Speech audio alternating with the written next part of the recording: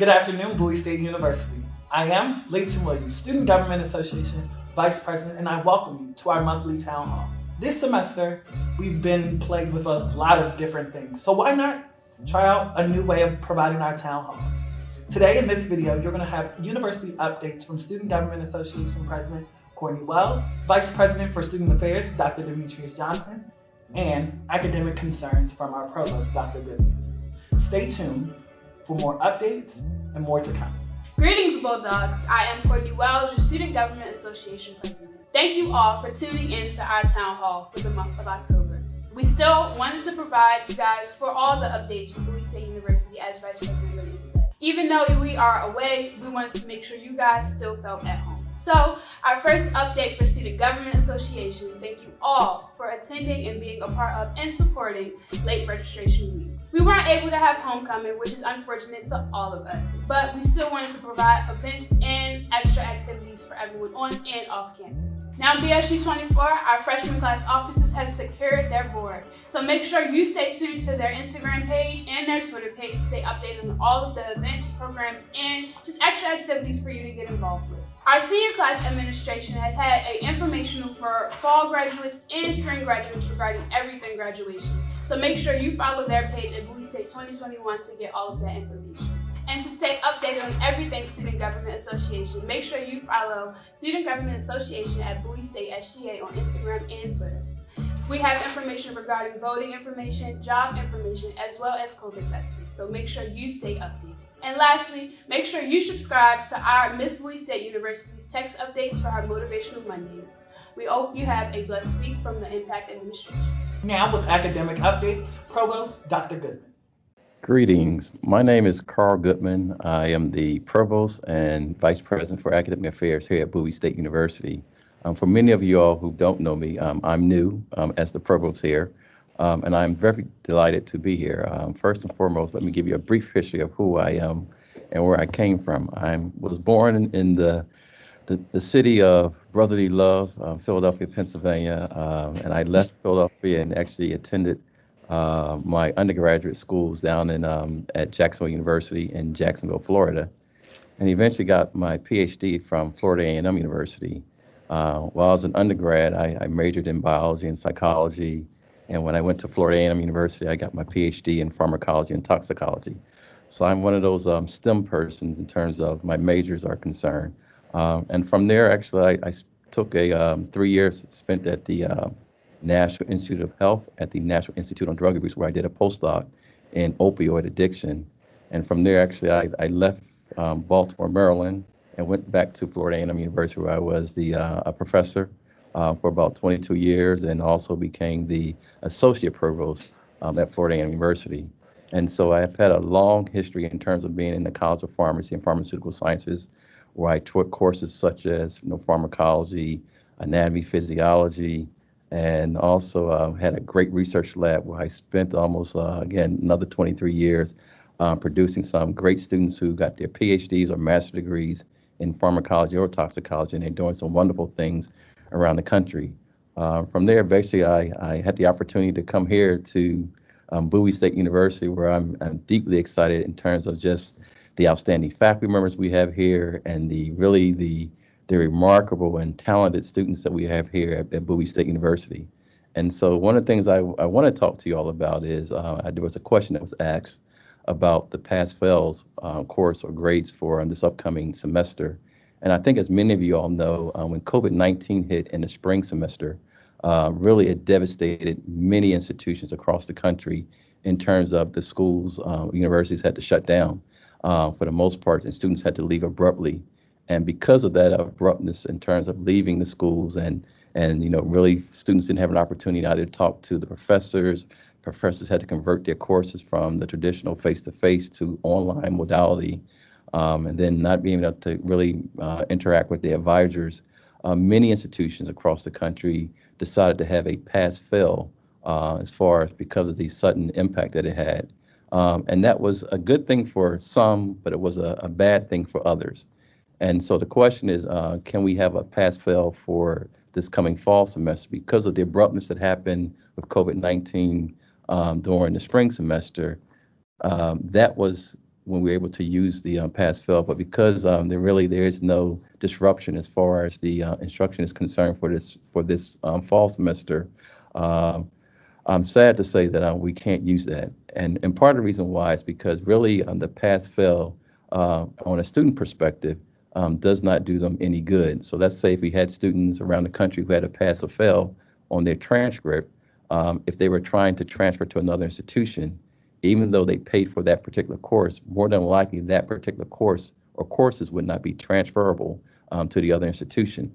And then the second thing is if students actually are trying to go on to graduate school or medical school or dental school or law school, most of those programs, those professional programs, were not willing to accept the pass-fail grade. And so that's part of the reason why it would not be advantageous for us for this particular semester, because now that students really have the full 16 week in a particular class to try to achieve the grade that they achieve. And so with that being the case, one of the things I would like to stress is for students who actually may be having a little bit of difficulty as far as in their classroom, particularly our freshmen and sophomores who really are taking some of our general education courses. We have a great tutorial services in our English department, our math department, as well as in our sciences. And so we have tutors that are virtual for the most part, because we're all doing everything virtual for the most part, where you can get the assistance. And then we also have Smart Thinking. Smart Thinking is a 24-hour, 7-day-a-week tutorial service online. And so those are some additional resources. And these are not just in the general education areas, but I know like in some of our business courses and things like that, also these tutorial services are available for our students. And so I would definitely try to recommend strongly for all of our students, if you are experiencing any type of difficulties or challenges, particularly on the academic side, that you try to either meet with your advisor or your retention specialist in your areas, in your particular college, and speak with them to see what resources are available to get the additional assistance. And then also definitely the primary number one is to definitely meet with your faculty members. They do have office hours and things like that. And I know one of the things that we kind of experienced during the spring semester across the country really was that communication piece. When students were having issues, really there was a disconnect in either faculty members not being able to reach out to students or students not being able to reach their faculty members. But one of the things that when I came on board this fall semester, there were two things that I asked our faculty to take place, particularly for this academic year and particularly for this semester. One was to make sure that we provide an outstanding quality education to our students. And so our faculty members took the entire summer to make sure that the technology piece and that their preparation as far as utilizing Blackboard and how to teach efficiently and effectiveness in terms of their coursework for this semester. And so if there are any problems that you are experiencing, please, I would ask you to reach out to your faculty. I know there may be some communication problems, but if there are, definitely try to reach out to your advisor just to let them know that there may be some small, subtle issues with the technology piece as far as communication with your faculty. And then the second thing that we did was particularly with President Bro. I mean, she's really very strategic in her thinking. She definitely wanted to close the digital divide, particularly with us and our students and our faculty staff. And so there has been ample resources that have been put in place where if students are needing a computer or even a hotspot because of the Wi-Fi and the connectivity in terms of getting into your courses or what have you, those are things that we're providing for our students. And so again, if you need those things as far as a loaner laptop or a hotspot, definitely reach out to your advisors or reach out to our DIT office to request those particular items. And then lastly, again, I just want to say again, it's been definitely a pleasure being here at Bowie State University. It has been we call it a race to excellence, and we've been running all day long, making sure that again we're putting you all first, our students first, and making sure that you have an enjoyable and a productive and a successful fall semester, but more so the academic year. And so with that, I want to say thank you. And again, I definitely wish you well this fall semester. Now for updates from from our Vice President of Student Affairs, Dr. Demetrius Johnson. Thank you so much for allowing me the opportunity to speak with the BSU student community. My name is Dr. Demetrius Johnson. I'm the Vice President for Student Affairs. I arrived here June the 15th and have enjoyed every minute of getting to know every student and every Bulldog. Thank you for your warmth, all of your welcomes, and I am quickly learning the Bulldog spirit in Bulldog Nation. I do have some news I'd like to share with you as the Vice President for Student Affairs, but before I do, I want to tell you a little bit about myself, why I joined the institution. First, I've been in higher ed for about 20 years, always in student affairs, serving students, truly helping students find their mission, their passion, and helping them reach their aspirations. It is such an honor to be here at Bowie State University, the oldest HBCU in the state of Maryland, to really join this campus with all of its rich history and traditions as we advance together, both through COVID, through our hybrid model, and we have found our way. And quite honestly, I would not want to do it with any other group of people than the folks I've met here at Bowie State University. So thank you again for allowing me to be a part of this community. My remarks today will be brief. I want to share a couple of things with you. First, I want to share an update on the police and student incident that happened in September. I want to give you an update on COVID-19, where we are, what we've done. And finally, I want to talk a bit about fall and our planning for the upcoming spring. First, let me talk about the incident that happened in September. After speaking with the Bowie State University Police Department, reviewing the video that myself personally, and having conversations with students who were involved and some student witnesses, I put together some remarks that are framed by those encounters. First, to give you a quick review, at approximately 11:15 on Tuesday, September 22nd, the Bowie State University Police Department was dispatched to the Student Center in response to a noise complaint from a nearby residence hall. Approximately 20 minutes later, a second call was made to dispatch regarding an additional noise complaint in front of the Student Center. 3 police officers and a security guard were dispatched. Upon arrival at the Student Center, approximately 50 to 60 students were present playing music. While many things transpired, the most distressing scene was one in which a female student and an officer can be seen stumbling down the stairs together. Upon viewing this video, the officer was placed immediately on administrative leave, pending a full investigation. Based on the preliminary review conducted by the Bowie State University Police Department, I want to confirm and inform you of a few details. First, on social media, it was alleged that the BSU police officer, quote, punched a student in the face, close quote. Based on our preliminary review and my personal conversation with the student, this is inaccurate. She was not punched in the face by a BSU PD officer. Secondly, it has been alleged that a Bowie University student struck an officer. Again, after my review of the video, the investigation by BSU PD, and my personal conversation with the student, we have concluded that the officer was not struck by our student. Following the incident captured on video, I want to make certain people know that the student complied with all requests made by the officer. At no time were any of our students handcuffed or placed in restraints. Both the officer and the student reported no physical injuries on that date.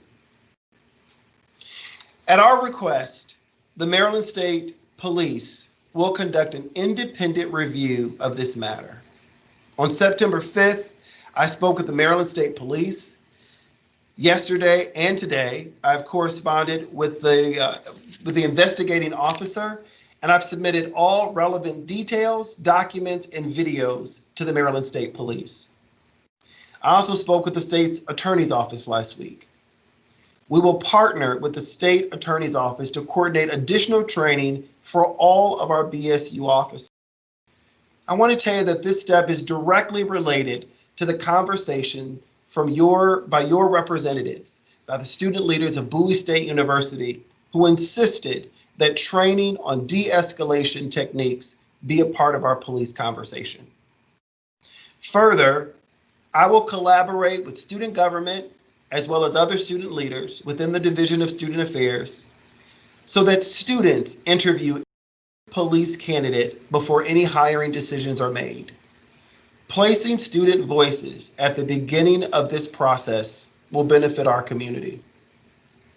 I want to tell you a couple of other things that have happened. We've offered mental health counseling to students when needed.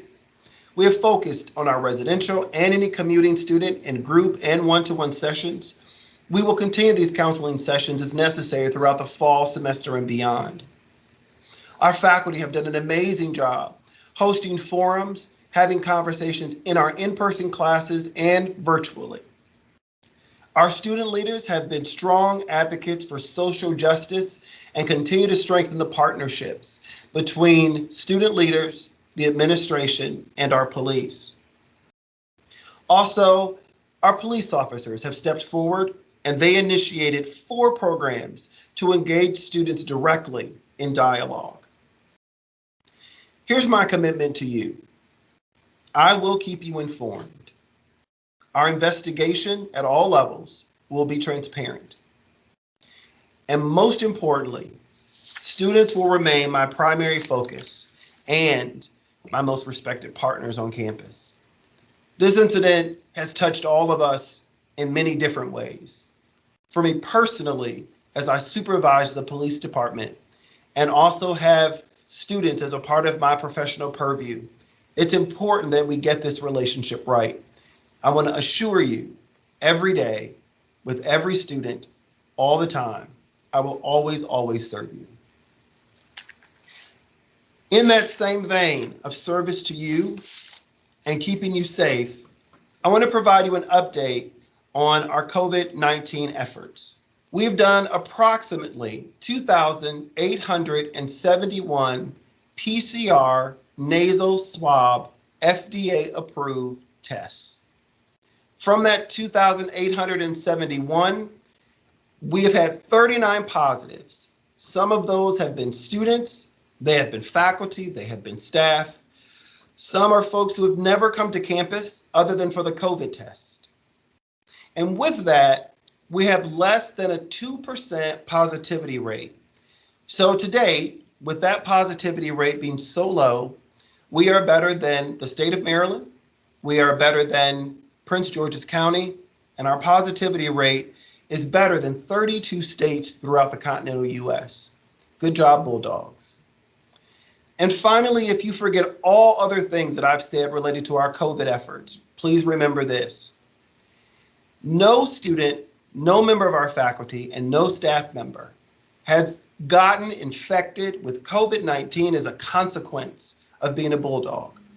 The reality is we have had not a single incident of community spread at Bowie State University. Hats off to the Bulldogs who are wearing their masks, washing their hands, and doing the best they can to make friends on our campus as they practice social distancing. Secondly, I want to talk with you about the new badge system. You've already been receiving emails, receiving correspondence related to these badges. On Monday, we will go completely and totally at all areas throughout campus reliant on our badge system.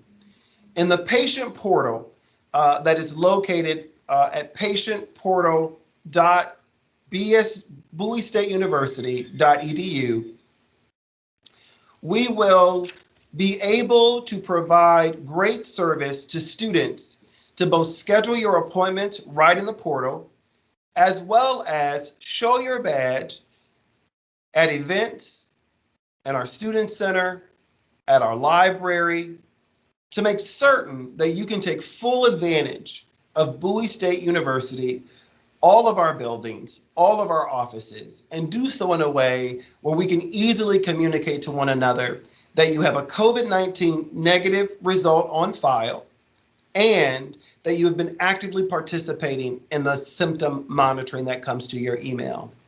With those two things done, a negative COVID-19 test and active participation in symptom monitoring, you will get a green badge that will appear right on your phone, communicating at our front gate and throughout campus that you should gain access any place that you would desire. An overdue badge tells us to be cautious. Most of our students, when they have an overdue badge, it implies that they've not done the symptom monitoring or that their test is out of date. Once those things are aligned, you will be cleared and be able to enjoy the full breadth of the Bowie experience. Finally, let me talk with you about where we are this fall and where we're going this spring. As I spoke earlier, I communicated to you that we have a positivity rate that is less than 2%. That is for no other reason except we've had an aggressive testing strategy, we've limited access to campus, and most importantly, our Bulldogs have worn their masks, washed their hands, and maintained distance. So now we have to pose the question, what more can we do? How do we begin to navigate a new normal where there are more Bulldogs as a part of our ongoing momentum that we are building, getting back to normal? We are actively exploring all options. Today, members of the President's Cabinet, including myself, Dawnita Smith, Wade Henley from Auxiliary Services, my co-leads for COVID-19, as well as deans, faculty members, and university leadership will meet today at 5 o'clock. We will go over data, talk about our options, and try within the next 2 weeks to introduce a plan to move us forward into the spring. We hope to be specific. We hope to partner with all of our shared governance entities, including SGA, as we seek to make our final decisions. Finally, let me say this. COVID-19 has been a very, very difficult endeavor for all of us. Many of us have watched our lives change, and it's certainly changed our institution and what we do. But from the moment I arrived until just this moment, I have been inspired by every Bulldog I've met. Every day that I come to work in my office here on campus, I interface with first-time freshmen, with SGA leaders, with resident advisors who are teaching me the Bulldog way and the Bulldog spirit. For that, I'm humbled and I'm grateful. SGA is just an absolute gem on our campus. The leadership that represents students are just an honor to work with. So with that, I will bid you farewell, but give you my email address, D as in David, P as in Paul, Johnson @bowiestate.edu. I'd love to hear from you. Take care. Thank you for tuning in to our town hall for the month of October. We look forward to seeing you in November, and make sure that you always remember To wash your hands wear your mask and remain socially distant.